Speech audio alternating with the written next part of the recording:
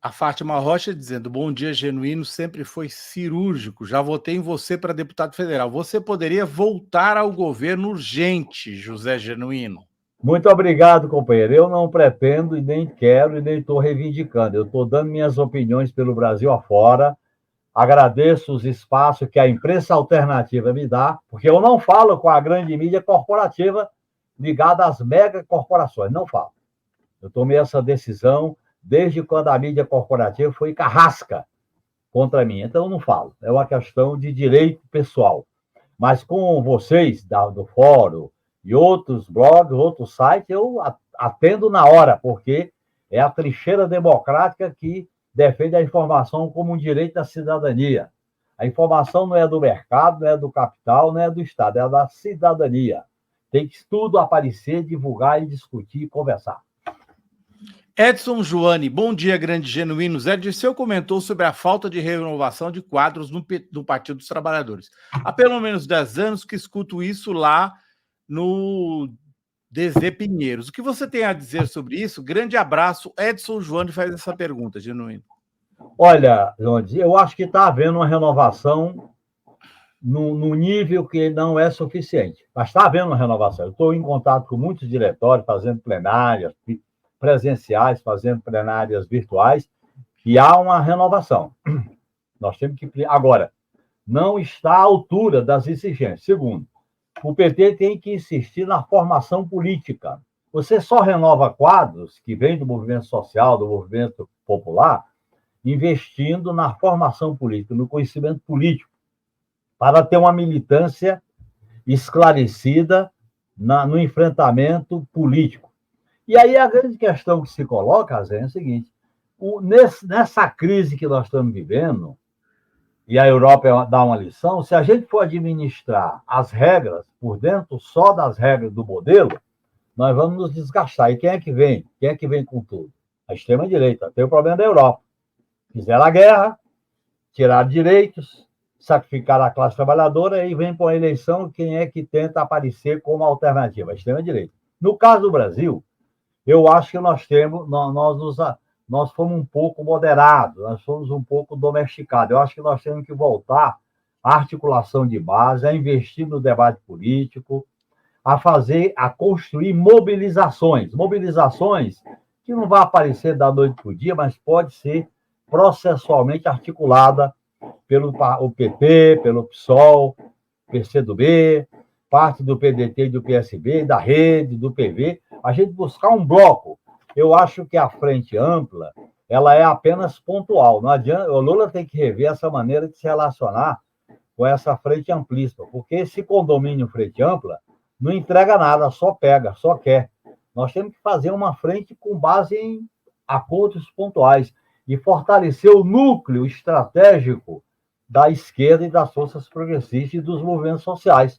É disso que se trata. Então, nós estamos trabalhando por essa renovação.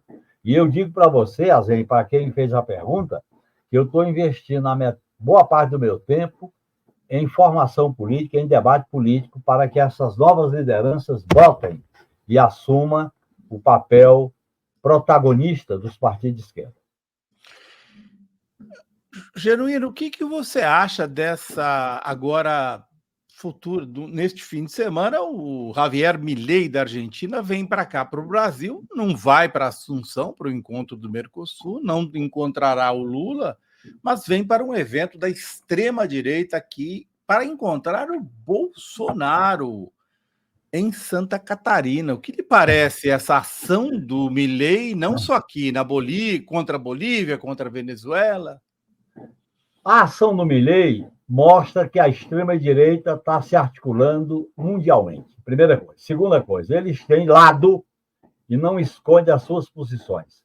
Não respeita os procedimentos democráticos, nem a liturgia democrática da relação entre governo e Estado. Eles escancaram uma política agressiva, sectária e maniqueísta. E eu acho que nós devemos responder a isso. Responder é combater essas posições, não vacilar na diferenciação com esse representante da extrema-direita na América do Sul. Ele prefere Israel e Estados Unidos. e fortalecer as relações com Bolívia, Colômbia, com Chile, com as eleições que vão vir agora no Uruguai, possivelmente as forças progressistas de centro-esquerda ganharão, o próprio processo eleitoral na Venezuela, e buscar, em relação à América Latina, o fortalecimento das instituições multilaterais. Eu acho que o Brasil integra um subcontinente próspero, estratégico para enfrentar a crise do mundo de hoje. Somos os primeiros produtores em proteína animal e vegetal, somos a maior reserva de água doce do planeta, temos o Oceano Atlântico com riquezas, o Oceano Pacífico com riquezas, nós devemos buscar a nossa integração. Não, essa figura folclórica do anarcocapitalismo, ele está aí para criar caos, confusão, que é a lógica dessa extrema-direita. Fizeram isso na Itália, começaram com Berlusconi, depois foram fazendo isso com a Operação Mãos Limpas, fizeram isso nos Estados Unidos, aí a crise que está vivendo o processo eleitoral dos Estados Unidos, a crise da ascensão da direita na Espanha, agora na França, na Alemanha. Portanto, qual é a grande lição que a gente tira? Ou a esquerda se afirma com o seu projeto, com a sua plataforma, dialogando com a sociedade de maneira teimosamente militante, de uma maneira esclarecedora, ou então nós vamos ficar só marcando posição e a extrema-direita vem. Porque a chamada velha-direita, ela não é mais uma alternativa, viu? Não é mais. Esse negócio de terceira via, isso é brincadeira. Isso é enganação. Eu acho que eles vão acabar fortalecendo a extrema-direita para pressionar o governo Lula. Nós temos que fazer alianças com eles apenas pontualmente, mas nós temos que saber qual é o rumo. Eu acho que a governabilidade que o PT e o governo Lula estão exercendo tem que ser revista. Governabilidade com a conciliação com todo esse time aí não dá. Não dá, e nós vamos ver essa experiência na eleição. Eu acho que a gente devia ir para uma eleição bem disputada, politizada, para ganhar votos e os nossos candidatos nas principais cidades do país, porque é nas cidades que se concretiza a tragédia do modelo neoliberal, na saúde, na educação, no transporte, na segurança, no meio ambiente. Então, nós temos que fazer mudanças significativas na maneira de tratar a plataforma que unifica a esquerda. Nós não podemos ficar com ilusão que vamos fazer uma grande aliança com essa direita não bolsonarista. Essa direita não vem. Olha o que eles fazem com os juros, o que eles fazem com as pautas bombas no Congresso Nacional, mesmo o Pacheco, que é mais civilizado, não dá. Nós não podemos ter essa ilusão. Vamos fazer aliança pontual e fazer a disputa palma a palma. Eu queria que você comentasse, Genuíno, particularmente duas eleições. Primeiro, de São Paulo. O que lhe parece o quadro aqui em São Paulo, que nós temos o Boulos, temos a Marta, que é uma mulher muito experiente de vice, praticamente um empate técnico, segundo as pesquisas, né? As pesquisas divergem um pouco, mas é cedo para falar em pesquisa. E eu queria que você falasse também, separadamente, do Rio Grande do Sul, de Porto Alegre, onde a Maria do Rosário, um quadro excelente do PT, com chances de ganhar a eleição. Não é certo, vai ser uma eleição disputada, porém, o que lhe parece a disputa dessas duas cidades? É interessante, Azenha, a gente analisar as particularidades dessas duas cidades. Cidades que o PT governou com bons resultados, com muita aprovação, cidades que o PT desenvolveu políticas públicas que se tornaram referência, tanto em São Paulo como no Rio Grande do Sul. E também nessas duas cidades, a direita civilizada, entre aspas, fez de tudo para derrotar o PT, para aplicar nessas duas cidades o modelo de privatização, de terceirização, de sucateamento dos serviços públicos, das duas. E vejo o resultado dessas duas cidades. Rio Grande do Sul, a catástrofe, e não teve medidas preventivas. Foram remediar a tragédia em vez de tomar medidas preventivas. Eu até tive conhecimento de um relatório do funcionário do governo de Olívio Dutra, Em 92, ele chamando a atenção para a conservação, a manutenção dos dispositivos técnicos na cidade de Porto Alegre para evitar um transbordamento, para evitar uma catástrofe. Nada foi feito. Então, foram cidade de experimento. Aqui em São Paulo, nós tivemos a derrota do Haddad em 2016. O que veio no lugar? Dória, com um discurso bolsonarista, que ele depois fez alguma revisão, mas aplicou um projeto de privatização. Agora segue com o Tarcísio radicalizando esse processo. Ele agora quer, olha bem, ele privatizou a Sabesp, CPTM, e já está falando em mexer na aposentadoria dos funcionários públicos, que foi mexida no governo do Dória. Então, eu acho que essas duas cidades são simbólicas e estratégicas para a gente disputar a eleição. O PT está bem colocado nas duas. Agora, vai ser uma disputa muito radicalizada e nós não devemos ter medo dela. É uma disputa que a gente tem que ter lado.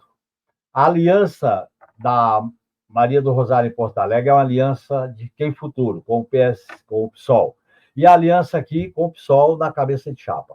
Eu acho que a disputa das cidades, Adriano, vai ser uma disputa politizada no sentido de mostrar o quadro de destruição da cidade como consequência das políticas neoliberais. E quem são os responsáveis por essa tragédia.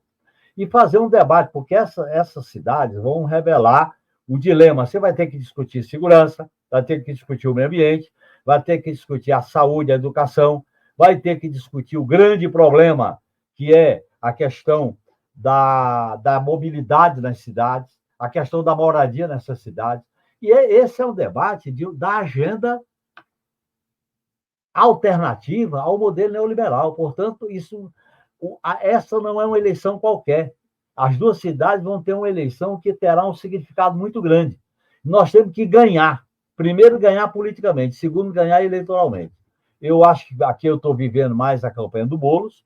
O Boulos é um candidato muito preparado. Ele está fazendo uma militância corpo a corpo. Você vê, esse fim de semana foi na feira da Zona Sul, teve com Lula, teve o pré-lançamento dele numa grande concentração popular. E você vê que a concentração popular não são os de sempre. A juventude está na campanha do Boulos. Então, eu estou animado, viu, Zé? Eu estou animado com a disputa. Vai ser uma disputa pesada. Eles estão meio divididos agora, mas eles se unem no segundo turno. A gente sabe que é assim. Eles vão tentar uma terceira via, mas a terceira via morre no nascedouro, porque não vinga. E ela não vinga, Zé, porque eles têm que apresentar um programa que atenda os interesses populares. Por que a terceira via fracassou na eleição nacional de 22? Vai fracassar, porque hoje o neoliberalismo assassina a neutralidade. O neoliberalismo assassina essa ideia de que não pode ter lado, essa ideia do consensual. Assassina porque eles são radicais, eles são extremistas. Esse sistema financeiro não tem piedade, quer matar os pobres. O sistema financeiro quer privatizar. O sistema financeiro quer lucrar com as ações das empresas que vão ser privatizadas. Não, e essa lucratividade não tem limite. Portanto, eu acho que nós vamos para uma campanha cívica, democrática e popular, bem radicalizada politicamente. Diferente das outras campanhas que a gente escondia nossos símbolos, nossas palavras de ordem. Essa não. E eu estou vendo o Boulos com um bom desempenho nas intervenções políticas que ele faz na cidade de São Paulo. Eu estou participando, acompanhando como militante e vejo isso. Então, eu diria para você que eu sou otimista com a eleição nessas duas cidades. Eu preferia no Rio de Janeiro estar junto numa aliança no primeiro turno com o Tarcísio Mota, não com o Eduardo Paes, mas o partido já decidiu. Eu acho que em Belo Horizonte nós estamos costurando uma aliança PT-PSOL, PDT, PSB e PCdoB. No Nordeste tem algumas alianças que estão se consertando. Eu acho que vai ser uma eleição difícil, porque todo o objetivo nacional da direita e da extrema-direita é manietar, desidratar o governo Lula para que a eleição de 2024 sinalize um potencial para, a partir de 2024, eles articularem a frente ampla de direita reciclada, que é só de forma, só de aparência, para a eleição de 2026. Então, nós estamos vivendo, assim, um momento de um intenso processo de disputa de projeto. Por isso que eu acho que nós devemos politizar essa disputa, e eu insisto. Eu tenho conversado com o Lindenberg, que tem uma posição combativa, tenho concordado com as posições da Gleice. Nós temos que criar um movimento político, com os partidos, com o parlamento, com a sociedade, para enfrentar esse terrorismo do rentismo. Concordo com você, Genuíno. Acho que é uma disputa de projeto e a direita nunca, Genuíno, na minha opinião, ela nunca aceitou o PT, obviamente. Você sentiu isso na pele, né? Claro. Condenado injustamente pelo STF. Aliás, vou te contar que eu eventualmente vou escrever um livro sobre a farsa do Mensalão, que vai mostrar, Genuíno, votos tristes, inclusive do nosso querido Lewandowski, que votou de uma maneira equivocada. Eu vou mostrar nesse livro o equívoco que o queridíssimo Lewandowski ele fez uma condenação. Bom, não vou entrar em detalhes aqui, mas foi trágico. Um dos votos que eu vou demonstrar do nosso querido Lewandowski naquele escândalo, suposto escândalo. Foi uma votação pressionada pela mídia corporativa. Justamente. Aliás, um próximo da mídia disse para mim: você era fonte, era brilhante como deputado, agora você é presidente do PT, está no projeto do Lula, prepara o lombo.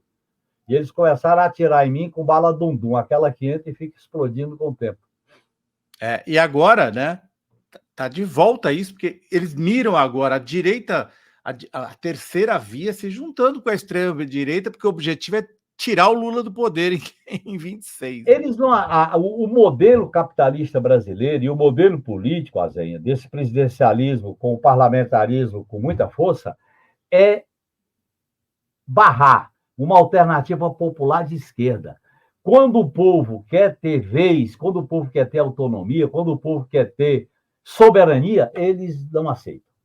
Por isso mataram, massacraram, reprimiram, porque eles têm a seguinte lema: ou se enquadra ou morre. É isso que eles fizeram ao longo dos anos, e aí eu vivi isso na própria carne. Eu tinha muita ilusão quando eu era parlamentar, porque eu participava de muitas negociações. Mas serviu para mim uma lição muito dura. Ou você mobiliza o povo e organiza, ou então nós não vamos fazer modificação. Nós vamos apenas curar as feridas e com band-aid esparadrapo. Tem que fazer cirurgia seletiva, senão não cura as feridas, que são profundas e estão sangrando da fome, dos baixos salários, da falta de terra para produzir, da falta de emprego. Olha como não está engatando o projeto de nova industrialização do país. Eles não querem, é o rentismo que domina tudo, porque não tem trabalho. Bota o dinheiro lá, especula. Esses banquinhos que são tamboretes, em vez de bancos, são tamboretes, né? São cadeirinhas para especular. Nós temos que fazer mudanças profundas. Nós não temos meio termo. Ou faz essas mudanças profundas pelo caminho democrático, do debate, da construção política, combinando ruas e palácio, palácio e ruas. Genuíno, a Maria Sá Xavier traz uma informação sobre esses jovens, relativamente jovens da política, como a Talíria Petroni, que pode se tornar a primeira mulher prefeita de Niterói. O que você acha primeiro da questão das mulheres no poder, né? Que nós precisamos muito de mulheres no poder. Como que você tem visto isso, inclusive com denúncias de que os partidos não estão indicando as mulheres na medida em que deveriam indicar e apoiar? Isso é uma mudança em relação à política tradicional, não? Claro, a política hoje exige o protagonismo do movimento de mulheres. Nós vimos esse problema no debate, na denúncia do projeto de lei do estupro. Nós vimos essa movimentação na hora que vai discutir a educação, na hora que vai discutir a saúde. Nós temos que incorporar a bandeira do feminismo, a bandeira antirracista, a bandeira contra os preconceitos, os direitos civis da comunidade LGBTQIA+, a bandeira dos povos originários, junto com a bandeira política, econômica e social. Não dá para separar. A esquerda, no passado, separou essas bandeiras, inclusive o nome identitário. Não são lutas identitárias, são lutas por novos direitos, por emancipação. E eu acho que o Partido dos Trabalhadores precisa dar um salto mais significativo, promovendo, incentivando as candidaturas de lideranças femininas, de mulheres, dar apoio, inclusive, no suporte material para essas candidaturas, que elas encontrem nos partidos de esquerda um espaço para defender a plataforma democrática e popular antineoliberal. Eu acho que é um sinal. Eu tenho visto isso, viu, nas lives e nas plenárias que eu faço, em muitas cidades do país. Tem lideranças jovens que estão brotando, que estão nascendo, e nós temos que incentivar. E eu acho que, de uma vez por todas, os partidos de esquerda têm que viabilizar materialmente as candidaturas do povo negro, as candidaturas do movimento feminista, as candidaturas da comunidade LGBTQIA+, respeitar o sistema de cota, inclusive na viabilidade eleitoral, porque quando você vai disputar uma eleição sem ser conhecido, na situação de hoje é muito difícil ficar conhecido. Então, eu acho que nós temos que renovar. E essa renovação, o PT devia agir com mais determinação para renovar, entendeu? Uma das coisas que eu me animei na plenária da pré-candidatura do Boulos foi a participação da juventude. E o Boulos tem uma aceitação muito grande na juventude aqui de São Paulo. Eu acho que são sinais positivos. A esquerda tem que sair da acomodação, da certa paralisia, de um certo conservadorismo. Não dá, o possível é isso. Aí vem o discurso da correlação de forças. Nós temos que sair dessa armadilha para recuperar a ideia da ousadia, da rebeldia, da insatisfação, para dialogar com esses novos atores que estão brotando, como muito bem falou a nossa companheira que está participando deste café do DCM. Ô, Genuíno, eu tenho mais duas perguntas para fazer, vou juntá-las aqui, porque você já falou bastante. Tá.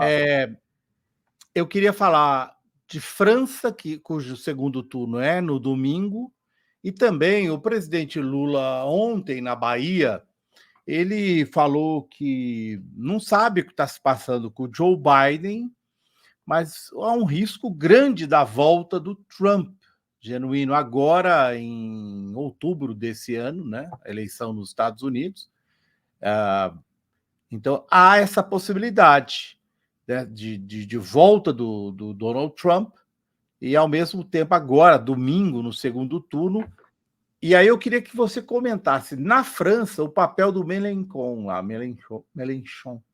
que é essa nova aliança da esquerda que tem chance, viu, Genuíno, de fazer pelo menos um grande número de deputados no próximo domingo.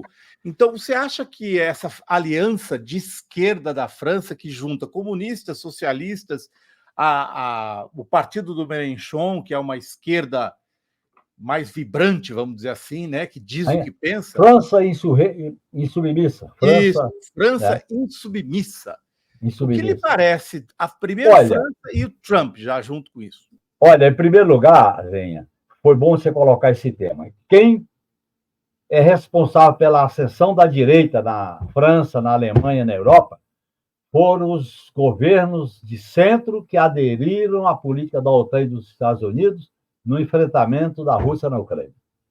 Eles estão amargando as consequências de uma política belicista.